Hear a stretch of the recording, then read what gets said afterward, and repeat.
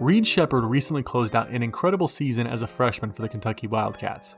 Even with absurd shot-making percentages and really high-level defensive numbers, it's rare to see a player like him as high as he is in mock drafts, but here we are. Many people are stunned to see he's being mocked this highly, but there's a lot of reasons that it makes sense. Some people have expressed concerns, however, with the most major concern people seem to be having is his single March Madness game this year. For casual fans, this was the only Reed Sheppard they saw all year, and he disappeared. I see the question frequently asked, how is this small, unathletic guard that absolutely vanished against Oakland with 3 points on 20% shooting supposed to be going top 10, if not top 5? Today, we break down the pros in Reed Sheppard's game, the cons, and we try to see if he truly does deserve the level of hype he's been getting. So with all that, let's get right into it.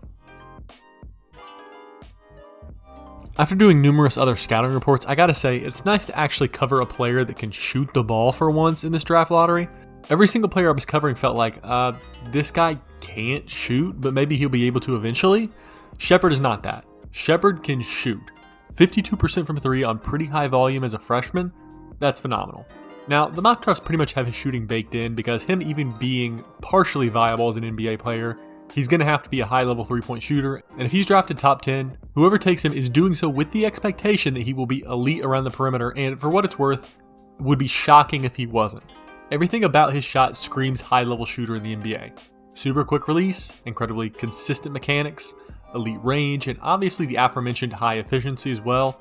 The form is there and the results are there. Not much more to say about the shooting of Reed Sheppard. His game is based on high-level shooting, and I expect to see it continue.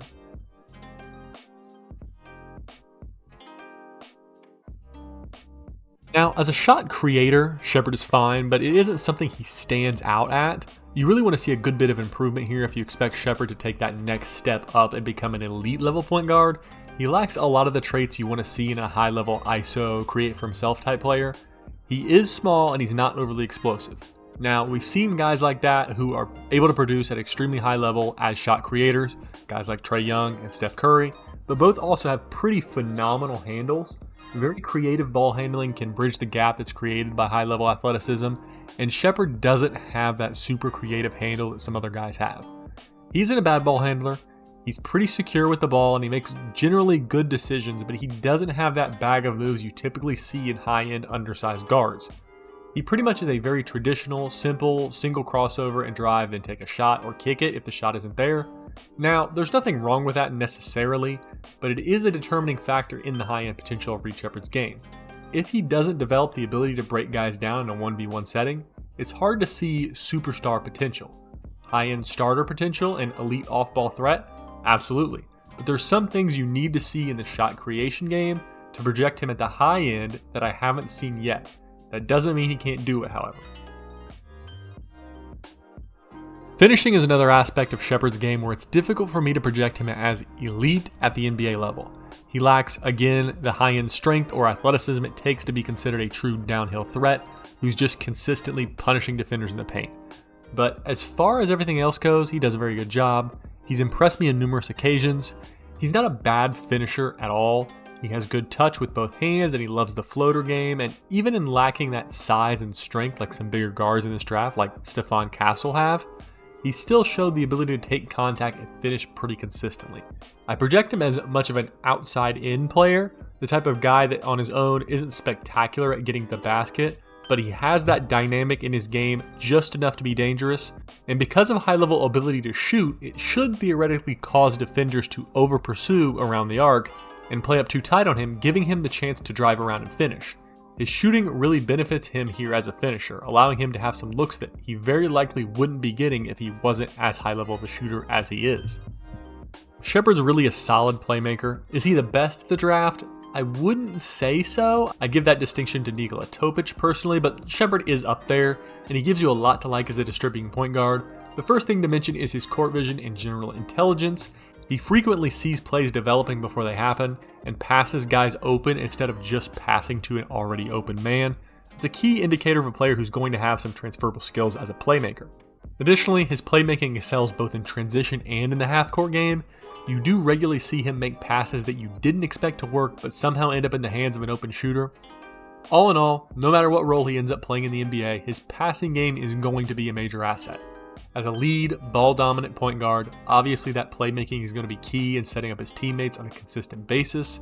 And as a secondary creator in an offense where he isn't necessarily the main option, having that playmaking gives him the ability to provide high-level production in more than one way, as both a shooter and a high-end connector. Sheppard is a great defender. People have made their complaints that he's too small to handle elite level guards in the NBA, but I disagree. We see undersized defenders have success often in the NBA if they have certain traits that support that defensive ceiling, and to me, Sheppard has those traits. Look at a player like TJ McConnell in the playoffs this year. A player who is smaller than Reed Sheppard, mind you, was one of the most successful players out of any in the entirety of the playoffs in guarding Jalen Brunson. And how did he find that level of success? Tenacity, determination, instincts, quick hands, amongst other things. Reed Sheppard has all of these traits. He's the exact type of player you would describe as annoying if he was guarding you all game long, which is exactly the type of defender you want to have. Really, there's only two complaints that it's even possible to have with Reed Sheppard on the defensive end. That is the aforementioned size, and additionally, he sometimes gets too aggressive in pursuing steals and ends up out of position. Putting those aside, he's pretty much the total package as a defensive player. High-level passing lane cutter, pokes the ball away from opposing players frequently, gets a great amount of blocks for a guard, etc. He will, in my estimation, maintain his high-level defense at the pro level, and his size is not really that big of a deal. So, a comparison I saw made the other day for Sheppard was Kirk Hinrich, and while I typically like to think of a unique player comparison for these guys, I can't think of a much better one than that as far as play style goes. Their games were pretty much identical. Now, people get scared when you compare a high-end lottery pick to a guy that never made an All-Star team, but let's give Kirk the credit he deserves here. He was a really good player. Would be even better in the modern day. His skill set just fits.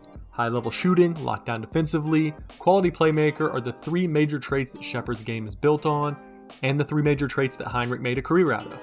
Statistically, just matching Hinrich would be pretty solid alone, all things considered, and Sheppard has the chance to be better than him statistically, playing in a more three-point oriented league, and hopefully having less injury issues. In conclusion, if there's one player I've gotten higher and higher on during the draft scouting report process, it's Reed Sheppard. Initially, I thought concerns about him were slightly overblown, but I still consider him to be a significant factor in his scouting. Over time, I've become less and less concerned about his downsides and his perceived disappearance in the one game that most people saw, and looked at his whole body of work, and it's fairly clear that he's pretty great in a lot of the most transferable traits to the NBA. Defense, shooting, and playmaking in particular. Because of how efficient and effective he is at some of the most desirable skills in the NBA, I see him as a pretty solid floor prospect. Bottom line, the odds are high he fulfills an important role as a connective 3-and-D combo guard at the bare minimum, and will almost certainly be a solid starter in his NBA career at some point. How high that potential goes, I don't know. We've seen players with his skill set really succeed at a high level in the NBA. It's totally up in the air where he ends up as far as high-end projection. If I were to guess, I imagine his outcome ends up being something like a high-end starter. Maybe never makes an all-star game, but I see it being highly likely that by the end of his career, you look at Reed Sheppard as a player who outplays his draft position if he falls further than, say, 5th overall or something, and could be seen as a reasonable value at even higher if all things go right. All things considered, he's a good player and certainly could be justified in taking him in the upper middle of the lottery this year. But with all that, we conclude this video. I enjoyed making this one, so I hope you enjoyed watching. We should ideally have at least one more scouting report out this week, and hopefully 2 to 3 a week coming into the actual draft in late June. But thanks again to all for watching. If you like this content, be sure to like and subscribe. But with all that, hope you enjoyed this one.